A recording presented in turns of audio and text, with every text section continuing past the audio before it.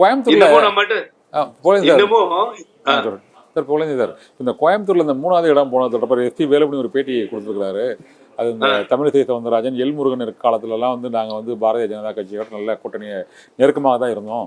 இந்த தடவை கூட்டணி வச்சுருந்தா நாங்கள் 35 தொகுதியில் ஜெயிச்சிருப்போம். பாஜகவிலேருந்து கூட்டணி வைக்காமல் போனதான் தவறு அதற்கு அப்படின்னு சொல்லியிருக்காரு. என்ன தான் நினைக்கிறீங்க? பாவம் அவர் நான் வந்து ரொம்ப புத்திசாலி, அறிவாளி, நல்ல ஃபீல்டு ஒர்க்கர்லாம் நினைச்சேன். கோவையில 3வது பிளேஸ் போயிட்டாப்லையா சார்? இல்ல காரணர் உங்களுக்கு எனக்கு புரிஞ்சது, வேலுமணிக்கு புரியலையா?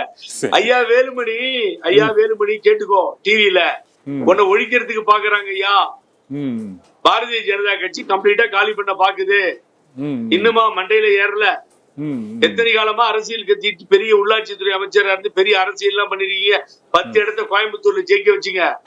உங்களை வாழ விட மாட்டாங்க. இனிமேலு உங்க கதையை முடிக்க போறாங்க. இன்னும் ஏதாவது நான் சொல்லணுமா? வேணா இங்கிலீஷ்ல சொல்றேன், தெலுங்குல சொல்றேன், கன்னடால சொல்றேன், ஹிந்தியில சொல்றேன்.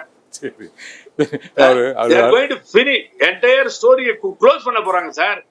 10% வந்துடுறேன்னு கொக்கரிச்சிட்டு இருக்காங்க. 2026 என்ன பண்ண போறீங்க? 11.4% வந்துட்டாங்க. 11.4% நாங்க வாக்குகள் வாங்கியிருக்கிறோம்.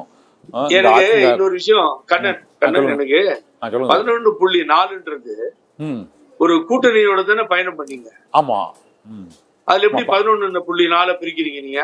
அதான் பாமகவோட கூட்டணின்னு சொல்றாங்க. இருந்த போதிலும் அவங்க நீலகிரி, திருநெல்வேலி, தென்காசி இங்கெல்லாம் பாமக இல்லைன்னு சொல்றாங்க. அவங்க கோயம்புத்தூர்ல எல்லாம் பாமக இல்லைங்கிறாங்க.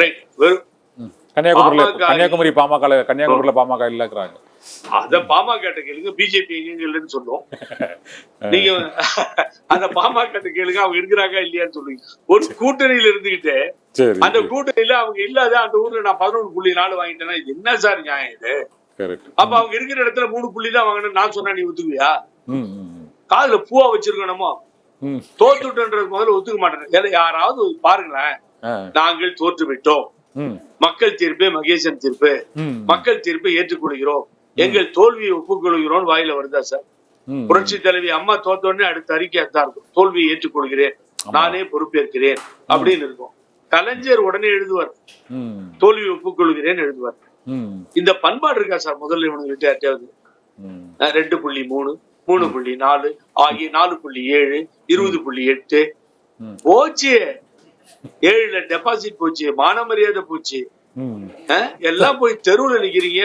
நாடாளுமன்றத்துல அண்ணா திமுக 1ன்னு போட்டு இருந்தா அதுவும் போச்சு.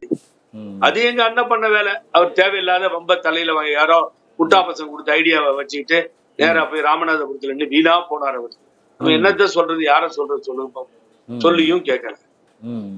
தேனியில நின்று ஜெயிச்சிருக்கலாம் கண்ணன், ஒன்னும் மாத்துக்கிறதே இல்லை எனக்கு. தேனி மக்கள் தோற்கடிக்குமா? அவர் தோற்கடிச்சதே இல்ல. ஓபிஎஸ் தேனி மக்கள் தோற்கடிக்கவே இல்லை. அதை சொல்லி தங்க தமிழ் செல்வன் சொல்லியே ஓட்டு வாங்கிட்டாரு.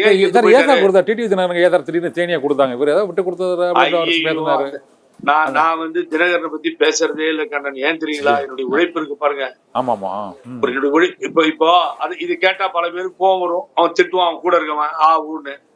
தம்பி தினகரனை பத்தி நான் பேசுறதே இல்லைங்க. ஏன்னு கேட்டீங்கன்னா, ஏர்போர்ட்லீங்க அந்த ரெட்டையில வடக்குலீங்க காலர்ல கைய போட்டு இழுத்துட்டு வராங்க, கூட இழுத்துட்டு வராங்க. மீனம்பாக்கம் ஏர்போர்ட்ல வெளியிலங்க. நானும் சம்பத் அண்ணாவை வச்சுட்டு பேரறிஞர் அண்ணா வச்சுட்டு மேடையில பேசணும். 15 பேரு ஏர்போர்ட்ல, 15 பேர். தங்க தமிழ் செல்வன் ரொம்ப கஷ்டப்பட்டார், வெற்றிவேல் கஷ்டப்பட்டார், ஆனா ஃபீல்டுக்கு வரமாட்டாங்க. அன்னைக்கு தகரா பண்ணிட்டு வரல கண்ணன். நாங்க போய் நின்னு அண்ணன் டிடிவி தினகரன் கத்துறேன், தீந்தமிழ் தினகரன் கத்துறேன், அண்ணன் சம்பத் வாழ்கன்னு கத்துறாருங்க. நினைச்சு பாருங்க, 15 பேர் இருந்தா, 15 பேர் போட்டோ இருக்கு என் கையில. எந்த மாதிரி நிலைப்பாட்டை நாங்கள் சந்தித்திருக்கோம் தெரியுமா? ரிமூவ் தி ஹேண்ட் அப்படின்னு கத்துறேன், ரிமூவ் தி ஹேண்ட் அப்படின்னு கத்துறேன். அவனை பார்த்து சொல்லுங்க தினகரன் இல்லையா, உண்டா இல்லையான்னு என்ன பார்த்து விஷ் பண்ணிட்டு போனார். புகழேந்தி இல்லைன்னா நான் தமிழ்நாட்டு திரும்பி டெல்லியில இருந்து வந்திருக்க மாட்டேன்னு என்ன ஃபேஸ் டு ஃபேஸ் சொன்னாரு. அவங்க ஒய்ஃப் கூட இருந்தாங்க, அனுராதா மேடம். சரி, இல்லன்னு சொல்லுங்க. எவ்வளவோ அனுபவிச்சுட்டேன் சார், எல்லாம் ஒழிஞ்சது. இப்ப நம்ம எதிர்பார்க்கறதுலாம் போய் தொலைட்டும், பரவாயில்ல, நோ ப்ராப்ளம். இவர்களை தென்னிந்தியாவில் ஒரு ஒரு செல்வாக்கு மிக்கவர்கள் என்ற பெயரை இவர்களே போய் கெடுத்துட்டாங்க சார். இவங்களே கெடுத்துக்கிட்டாங்க. இது சார் நான் தான் சொன்ன, ரொம்ப சூப்பரா சொன்ன, யாரும் சொல்ல முடியாது. ஆண்டவன் சொல்றான், அருணாச்சலம் செய்யறான், அண்ணாமலை சொல்றார், எங்க அண்ணன் ஓபிஎஸ் செய்யறாருன்னு சொன்னார். அதானே யார் பேரு அவர் பேச்சை கேட்டுட்டு எல்லா இடத்துலயும் நின்று மாட்டிக்கிட்டீங்களே இப்ப நீங்க. ஆமா எப்படி இப்ப வர்றது? இப்ப முனுசாமி சொல்றாரு